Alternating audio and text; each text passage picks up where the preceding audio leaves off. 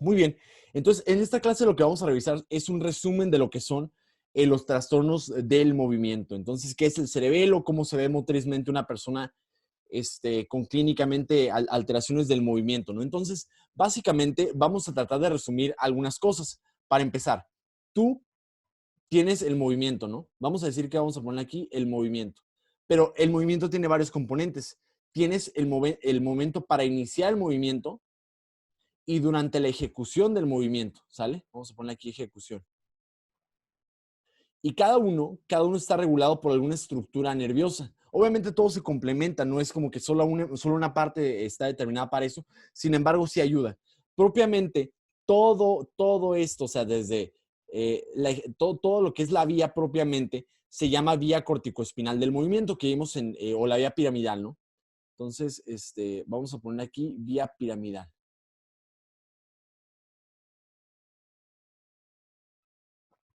del movimiento. Muy bien. Entonces hagan de cuenta que tú para poder iniciar el movimiento necesitas mucho ayuda de una estructura que se llaman ganglios basales. Ganglios basales, ¿no? Que dijimos que es un nombre no correcto, que el término correcto para llamarles sería núcleos basales, así es. Que ahí por ahí está el núcleo lenticular, que el putamen, que el caudado y demás cosas, ¿no? Pero bueno, ahorita nos vamos a meter por ahí. Y hagan de cuenta que durante la ejecución está siendo predominado la regulación por el cerebelo. O sea que básicamente, gracias a esto podemos identificar que hay dos tipos de temblores principales. El temblor en reposo, o sea, una persona que está empezando a temblar así, de la mano, sin que empiece a moverse, como puede pasar como en el paciente con Parkinson, de un lado. Y un siguiente temblor y en este paciente con Parkinson, las vías extrapiramidales, como la sustancia negra, son las que se pueden ver afectadas, pero es antes de iniciar el movimiento, por eso en el reposo, ¿no? Hay otros temblores que no pasan en reposo, pero que cuando uno empiezan a temblar mucho, como lo es los pacientes con alteraciones del cerebelo. O sea que un paciente con alteraciones del cerebelo tiene alteraciones durante la ejecución del movimiento. O sea, le llaman temblor de intención, ¿sí? Entonces, eso es importante, ¿no? La diferencia entre un paciente con temblor en reposo y un temblor de intención es la estructura que puede estar alterada, ¿sale? Entonces, bueno, ya viendo esto, pues le recuerdo que los ganglios basales pues están por acá arriba, ¿no? Pero bueno. El cerebelo, pues resulta que es una estructura que está inmediatamente atrás de la protuberancia, o sea que es la protuberancia y por acá está nuestro cerebelo. El cerebelo, como pueden ver, a la protuberancia le llaman puente de Barolio por todas las estructuras que tiene. Hagan de cuenta que nuestro cerebelo se puede comunicar hacia el mesencéfalo por una estructura que se llama pedúnculo cerebral superior. Se puede comunicar principalmente hacia la protuberancia por una estructura que se llama pedúnculo cerebelar medio y se puede comunicar hacia el bulbo, o más bien el bulbo hacia él, por el pedúnculo cerebelar inferior. ¿Sale? Entonces dense cuenta que a pesar de que tenemos 3 pedúnculos, pues básicamente son para lo mismo, ¿no? Luego lo podemos dividir básicamente en varias partes. Digamos que yo arranco nuestro cerebelo aquí. Y otra cosa, ¿no? Por acá está el cuarto ventrículo que vemos en el sistema ventricular. Vamos a decir que yo corto el cerebelo por acá. Yo lo corto y lo separo así. Lo separo. Y se los volteo así, ¿sale? Entonces, ¿qué hicimos? Agarramos el cerebelo, lo separamos y lo volteamos y lo estamos viendo de frente, ¿sale? Entonces, esa estructura es lo que estamos viendo por acá, ¿sale? Es una vista anterior, o sea que aquí prácticamente por acá estaba el tallo encefálico y yo lo quité, ¿sale? Entonces, aquí lo vemos así. Dense cuenta que hay varias partes que podemos nombrar. Está propiamente esta partecita de verde, ¿sí? Que lo conocemos como el lóbulo flóculo-nodular. Este lóbulo es muy importante porque básicamente trabaja muy en conjunto con la formación reticular para la mediana pontina, en el sentido de que también favorece el control de los movimientos oculares sacádicos. O sea, tú voluntariamente voltear hacia la derecha y a la izquierda, ¿no? Entonces, es importante saber que una persona que tenga lesión del lóbulo flóculo-nodular va a tener nistagmus. O sea, una persona que va a empezar así, el ojo se va a desviar hacia la izquierda y corrige. Izquierda y corrige. Izquierda y corrige. Izquierda y corrige. Entonces va a estar así. Entonces, a ese movimiento en el que se va el nistagmus y corrige, componente lento del nistagmus y corrige, le llamamos nistagmus propiamente, ¿sale? Entonces, eso puede ser por una alteración del lóbulo flóculo-nodular. Luego tenemos en la parte de hasta arriba el lóbulo anterior y hasta abajo el lóbulo posterior. Dense cuenta que básicamente da una vuelta. Hay una estructura que es una especie de lombriz, que de hecho está por enfrente y por atrás, como veremos más adelante en un dibujito, como les mostraré después, que se llama vermis cerebelar. O sea, este gusanito viene desde atrás, le da la vuelta por atrás, y llega por enfrente y es un gusanito, ¿sale? Le llamamos vermis cerebelar. Entonces, esa es la vista anatómica principal que podemos ver, ¿no? Si lo estudiamos un poquito más a profundidad, yo lo puedo separar por segmentos. El segmento medio, el segmento el de la mitad y el segmento más lateral, ¿sale? Medial, intermedio y lateral. ¿Sale? Hasta aquí me siguen, ¿verdad? Entonces, resulta que el segmento medial es muy importante porque ahí está el vermis. Y ojo, es muy importante que sepan que regula la vía vestibuloespinal y la vía reticuloespinal principalmente. Esto significa que, por ejemplo, en una persona adulta, vamos a ponerla por acá, en una persona adulta, bueno, disculpen mi dibujo casi incorrecto anatómicamente. No importa, esto lo hago por la ciencia. Ah, son chorizos. Es el señor Pizza. Ah, y los brazos, pizza. Sí, eso que dijo Santiago, que es difícil hacer un dibujo anatómicamente correcto, pues este es el primer dibujo anatómicamente correcto que ven en vivo, ¿no? Supongo. Bueno, entonces hagan de cuenta que la vía reticuloespinal y la vía vestibuloespinal viene de dos partes. Uno, es una vía motora que proviene desde el vestíbulo, ¿sí? ¿Y el vestíbulo para qué es? Ah, es el sáculo, es el utrículo, que son muy importantes para el balance. Entonces, díganme si tiene sentido que controle los músculos más importantes antigravitatorios, o sea, los músculos más proximales.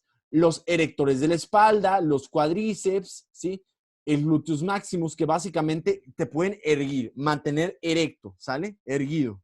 Muy importante. Entonces, dense cuenta cómo entonces el vermis, como controla la vía vestíbulo y retículo espinal, que controla los músculos axiales, se encarga de principalmente el balance central, ¿no? Entonces, ¿cómo se ve un paciente que no puede mantener este control del vermis? Bueno, se para un poquito más la mancha, tambalea, se puede mover así como que no se mantiene estable. ¿Sale? ¿Hasta ahí todo bien?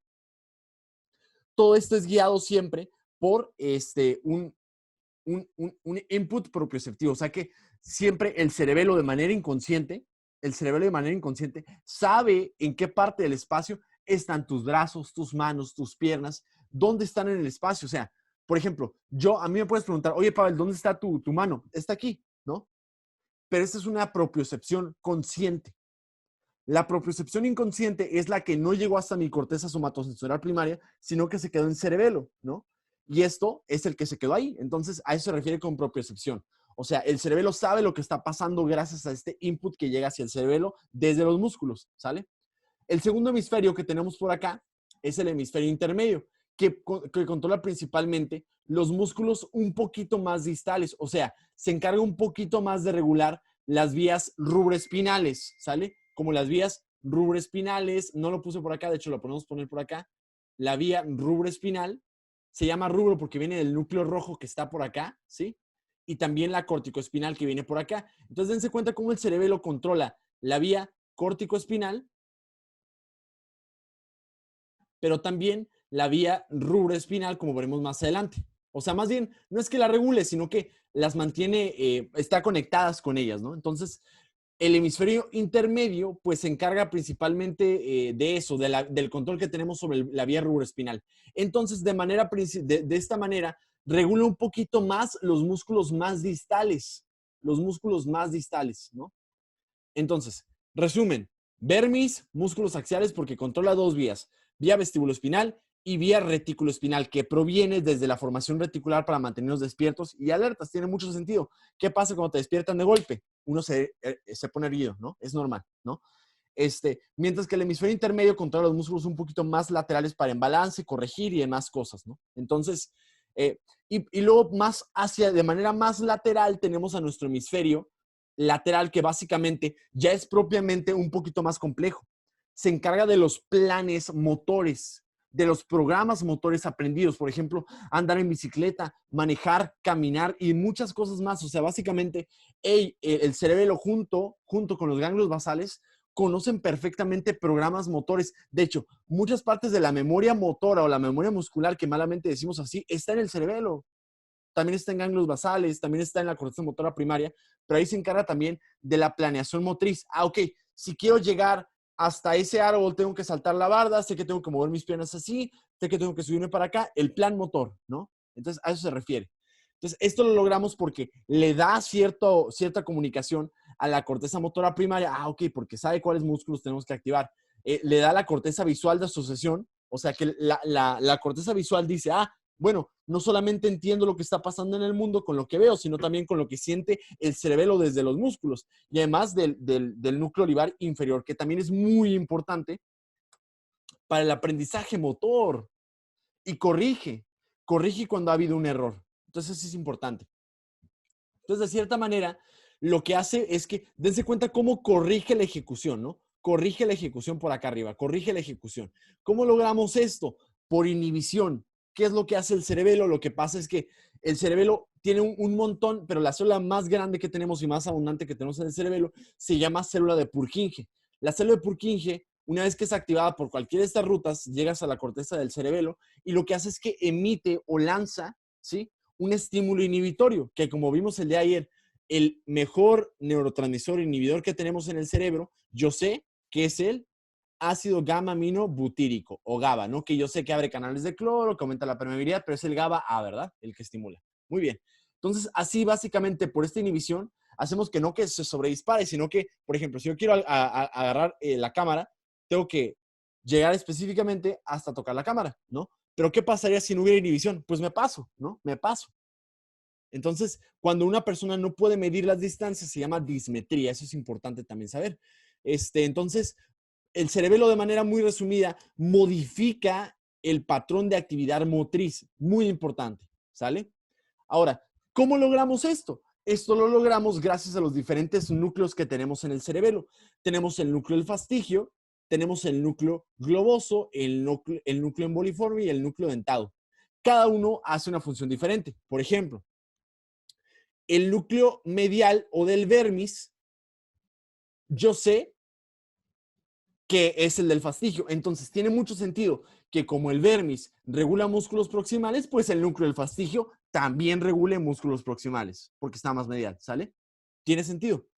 Luego tenemos aquí el hemisferio intermedio. El hemisferio intermedio tiene el núcleo interpuesto. El núcleo interpuesto está conformado de dos, del globoso y el emboliforme. ¿Qué para qué es? Para lo mismo, como regula la vía rubroespinal, sabemos que son para los músculos un poquito más distales, ¿verdad? Así es.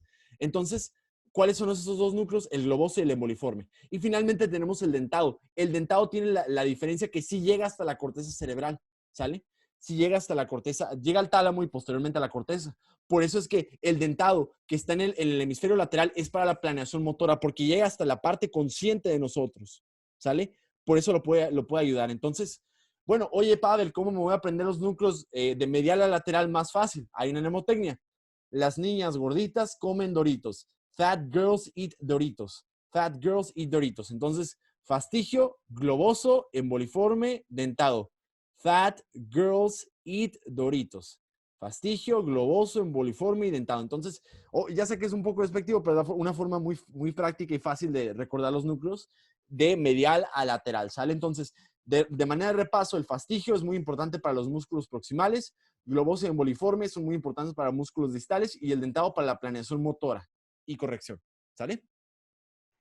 Continuando con la clase del cerebelo, entonces aquí podemos ver algunos resúmenes ya muy, muy prácticos. Por ejemplo, aquí vamos a poner, este es nuestro cerebelo, ¿no? El cerebelo, yo sé que aquí está nuestro vermis, que yo sé que es para los músculos proximales, ¿no? Yo sé que el vermis regula al fastigio, ¿no? Que es este núcleo. Aquí está el núcleo interpuesto, no te lo dicen, pero aquí yo sé que está el loboso y el emboliforme. Y finalmente está el dentado, ¿no? Fat girls eat Doritos, ¿no? Entonces, ahí están los núcleos. Entonces, dense cuenta cómo básicamente el núcleo del vermis regula principalmente al fastigio. Este no te lo dice, pero la principal ruta que está regulando es la vía vestibuloespinal y reticuloespinal, que son para los músculos axiales o proximales, ¿no? Como ya comentamos anteriormente. Entonces, por eso se encarga de erguirte, de mantenerte recto cuando uno camina, por ejemplo. ¿Sale? Luego tenemos el núcleo interpuesto, cuyo principal objetivo es regular el núcleo rojo, ¿no? Porque regula la vía rubroespinal, ¿verdad? Rubroespinal. Recuerden que rubro viene del griego rojo en inglés, ¿no? Entonces, dense cuenta cómo lo logramos así. controlamos la vía del núcleo rojo y los músculos más distales. Entonces, fastigio proximal, rubro más distales. Pero dense cuenta como el más distal de todos del hemisferio lateral tenemos aquí el núcleo dentado, ¿sí? Y el núcleo dentado sube por el pedúnculo cerebelar superior, que dijimos que es una aferencia que va hacia el mesencéfalo, el cual llega hacia el tálamo. ¿A cuál tálamo? Ah, pues el núcleo ventral anterior y el ventral lateral, que ya dijimos anteriormente, ¿no? Entonces, el ventral anterior y ventral lateral del tálamo, dense cuenta cómo posteriormente llegan a la corteza motora primaria o el giro precentral y luego posteriormente corrige la vía motriz. Entonces, si se dan cuenta, dense cuenta de esto. El cerebelo del lado derecho regula los movimientos del lado derecho. ¿Por qué? Porque la vía rubroespinal decusa y la vía corticoespinal decusa. Entonces, el objetivo de este pequeño esquema es explicarles que para empezar, el cerebelo derecho controla el hemiscuerpo derecho. Por ejemplo, si yo me golpeo el cerebelo derecho, me voy a tambalear hacia el lado derecho. Si yo me golpeo el cerebelo izquierdo, me voy a tambalear hacia el lado izquierdo. ¿Sale? Entonces, eso es las lesiones en algún lado particular. ¿Sale? Aquí hay algunas relaciones importantes, solamente aquí describo algunas vías importantes como las espinocerebelosas que llegan hasta el núcleo olivar inferior, el cual llegan hacia el cerebelo por medio del pedúnculo cerebral medio inferior y ya luego suben y hacen todas las rutas que dijimos por acá, ¿sale? Entonces, hasta aquí todo claro. Facilito, ¿no? Entonces, de cierta manera, lo podemos resumir así. De alguna manera, el cerebelo, básicamente, todo lo que llega al cerebelo es excitatorio y estimula las fibras de Purkinje. O sea, todo lo que llega al cerebelo estimula al cerebelo y activa a las células de Purkinje. Y las células de Purkinje liberan GABA. O sea que básicamente, de manera muy práctica y resumida, de cierta manera, llegan estímulos de glutamato positivos y salen estímulos inhibitorios que van a llegar eventualmente a la vía corticoespinal o la vía motora, que hace el movimiento más fino porque está inhibiendo para que sea solo lo que se necesita. ¿Sale? Entonces, esta inhibición lo logramos con GABA. Y para finalizar nuestra pequeña clase de cerebelo, vamos a ver un último esquema que está resumiendo prácticamente todo. Y aquí está nuestro súper resumen. Aquí platicamos algunas cosas. Para empezar, ya sabemos que el cerebelo es una estructura muy importante que está detrás de la protuberancia, se encarga de modular el movimiento, se encarga de promover o ayudar en la coordinación de movimientos y el balance, ¿no? Hay cosas que llegan hacia el cerebelo, que conocemos como inputs, y hay cosas que salen desde el cerebelo que conocemos como outputs, ¿no? Entonces, de los inputs, la información que llega hacia el cerebelo es, por ejemplo, la vía del pedúnculo cerebelar medio, ¿no? Que yo sé que viene desde la protuberancia.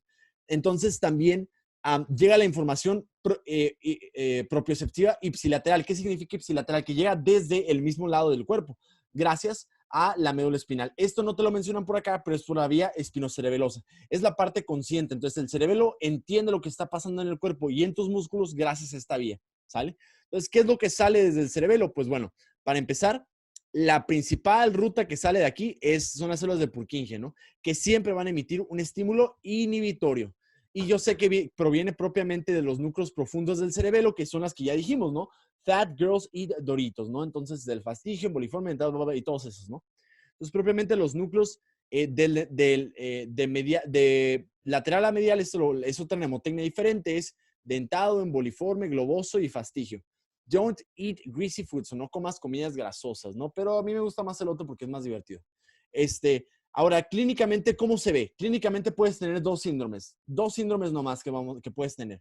Lesiones laterales, o sea, que afecten a tu hemisferio lateral, ¿sale? Que obviamente yo sé que está afectando un poquito al dentado y más cosas. Afecta el movimiento voluntario de las extremidades. Claro, tiene sentido porque yo sé que los hemisferios laterales o el intermedio o el lateral regulan las extremidades distales, ¿no? Entonces, cuando las lesiones, te puedes caer hacia el lado ipsilateral, ¿no? Porque tu cuádriceps más distal, tus piernas, por ejemplo, la porción más distal como para poderte agarrar con tus bracitos, está afectada, ¿no?